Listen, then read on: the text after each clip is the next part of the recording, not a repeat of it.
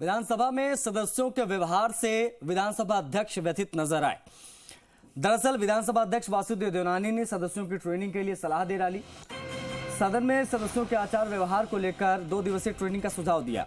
Speaker Devnani का संसदीय कार्य मंत्री नेता प्रतिपक्ष को सुझाव अपने अपने प्रशिक्षण वर्ग लगाने के सुझाव दिए गए। कहा गया कार्रवाई के बीच में कोई इधर आ रहा है, कोई उधर जा रहा है, सदस्यों को नियमों की जानकारी तक नहीं है।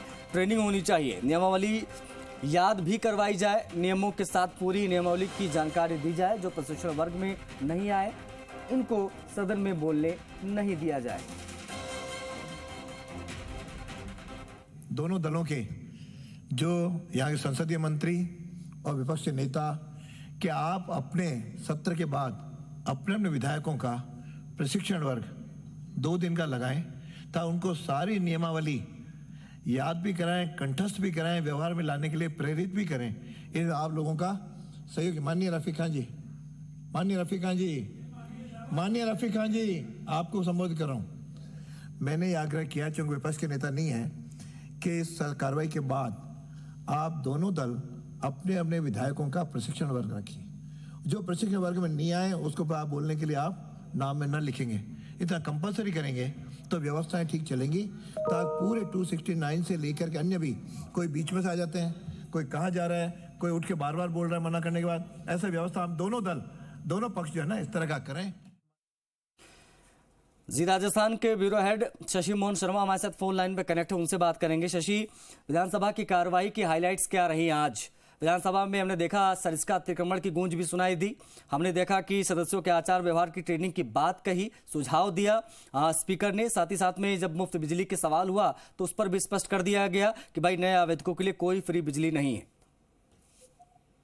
देखिए, नए आवेदकों के लिए फ्री बिजली नहीं है, नए विधायकों के लिए ट्रेनिंग कराई जानी है, ये निर्देश स्पीकर की तरफ से आए हैं। और सरिस्का में जमीनों के आवंटन को लेकर के जो शत्रुघ्न गौतम का सवाल हुआ, उस पर भी थोड़े हंगामे की स्थिति बनी। हालांकि शोरगुल की स्थिति के बाद स्पीकर ने अपना सवाल सुझाव दिया। लेकिन अभी आयुर्वेद, देवस्थान, पशुपालन और डेयरी जैसे विभाग के अनुदान मांगों पर चर्चा चल रही है और उस पर कई रोचक बयान आए। गाय को बड़ा दर्जा देने की मांग की गई और मंदिर मस्जिद की बात आई। गाय को राष्ट्रीय पशु का दर्जा देने की मांग बाबू सिंह राठौर ने आई। सिविल लाइन के विधायक गोपाल शर्मा ने कहा कि मंदिरों का पैसा दूसरे धर्मस्थलों पर खर्च किया जा रहा है। और श्रवण कुमार जो कांग्रेस के विधायक हैं, उन्होंने कहा कि अगर भ्रष्टाचार मिटाना है तो इस सदन को भी इसमें सक्रियता से भाग लेना होगा, सदन को भी ईमानदार होना होगा। और उन्होंने कई रोचक टिप्पणी करते हुए कहा कि मंत्री वो बनते हैं जो अच्छे चमचे होते हैं और वो चमचे बन नहीं सकते, लिहाजा वो भी मंत्री नहीं बनेंगे। लेकिन उन्होंने ये जरूर कहा कि वैद्य डॉक्टर लगवाना चाहते हैं अपने पदनाम के लिए, वो चाहते हैं कि डॉक्टर के नाम से उनको संबोधित किया जाए। तो आयुर्वेद के वैद्यों को आखिर ऐसे क्या चस्का लगाया है जो वो डॉक्टर बनना चाहते हैं, और क्या डॉक्टर लिख देने से वो डॉक्टर बन जाएंगे?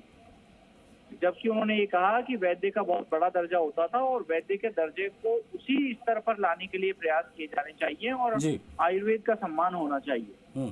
तो इस तरह की बात चल रही है। मंदिरों को भी सम्मान से देखा जाए, उनका सम्मान से देखा जाए शब्द का तो सटीक इस्तेमाल नहीं हुआ, लेकिन उन्होंने ये कहा कि जो मंदिरों पर फंड आवंटित किया जा रहा है वो फंड उसी के इस्तेमाल में लिया जाए। गोपाल शर्मा ने ये बात कही। उन्होंने कहा गोविंद देव जी के लिए 100 करोड़ का फंड आवंटित किया पिछली सरकार ने, लेकिन उसे होल्ड पे डाल दिया, जबकि 4 दरवाजा मजार पे और जौहरी बाजार की जो मंदिर है, इन सब जगहों पर पैसा खर्च किया गया।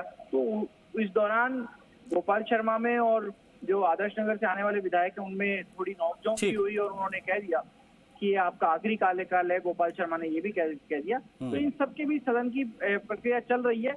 लेकिन ध्यानाकर्षण के जो प्रस्ताव थे जो छगन सिंह राजपुरोहित ने उठाए बजरी माफिया को लेकर के, और कहा कि जालोर जिले में बजरी माफिया पनप रहा है और वो लोगों को भी परेशान कर रहा है, ये भी एक बजरी माफिया का बहुत महत्वपूर्ण मुद्दा है। जी, शुक्रिया आपका शशि जी जुड़ने के लिए, बातचीत के लिए। तो विधानसभा की कार्यवाही की क्या हाइलाइट्स रही, क्या क्या चीजें देखने को मिली, पूरी जानकारी दे रहे थे शशि मोहन।